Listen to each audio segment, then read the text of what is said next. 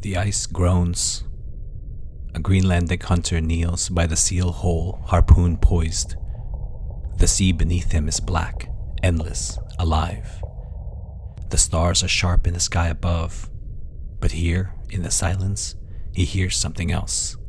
A low vibration, like thunder deep underground.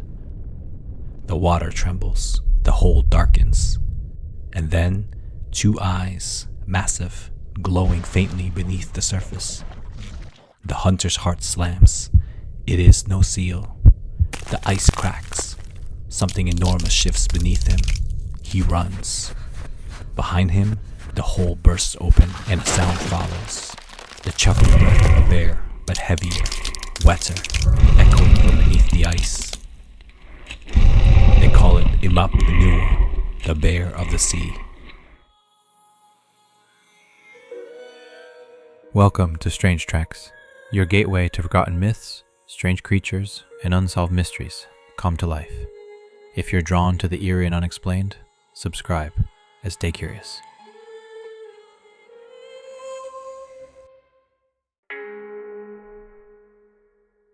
In Greenlandic folklore, Immap Nanua is more than a polar bear. It is colossal, fur white as snow, but slick and dripping with seawater. Its bulk greater than a whale's shadow beneath the ice. Some say its eyes glow with cold fire. Others say it leaves no reflection, only claw marks in the ice where it struck. The legend stretches back hundreds, perhaps thousands of years, whispered among Inuit hunters of the clocklit and their ancestors. Oral histories warn that Immap Nanua lurked beneath the floes, waiting for the unwary to come too close.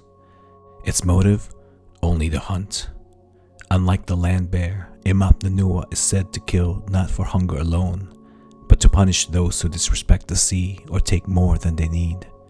It drags hunters, sleds, and entire kayaks below, devouring them in the black silence.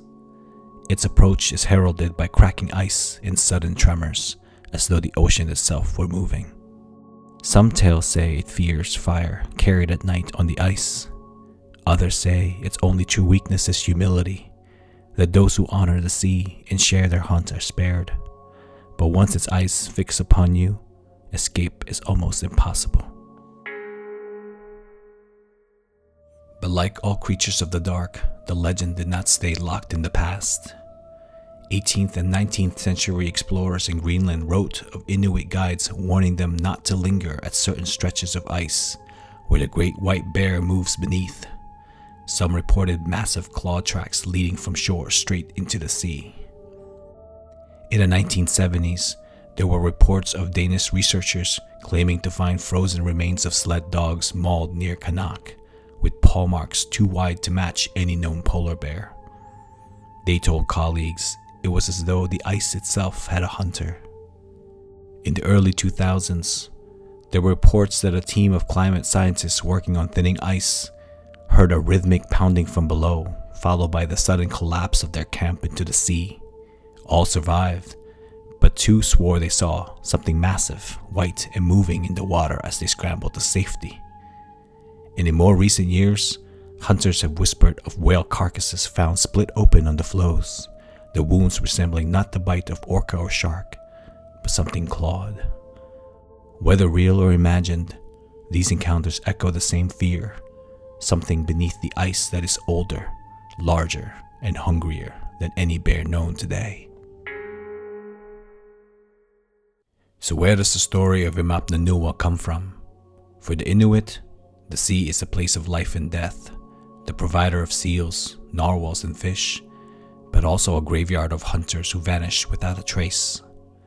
Immap Nanua may have been born from this tension, a spirit given shape to embody both awe and fear of the ocean.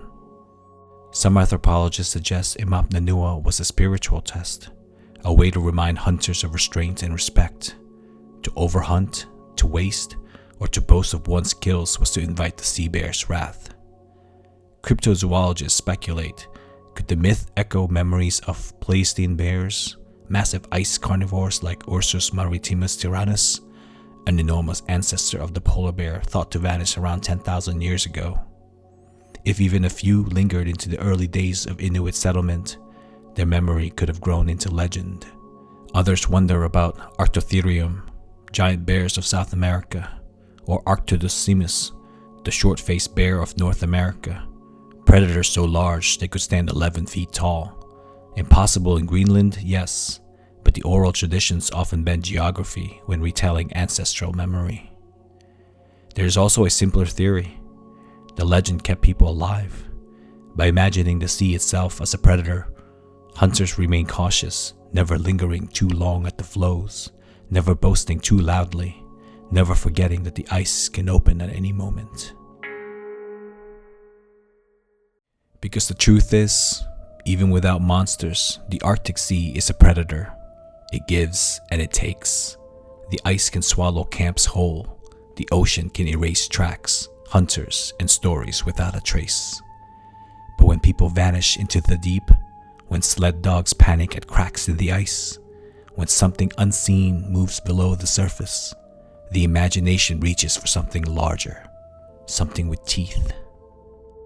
So if you ever find yourself on the ice, listening to the silence of the Arctic night, remember this: if the water shifts, if the hole grows dark, if you feel the weight of eyes staring up from beneath the ice, run, because the bear of the sea is still hunting.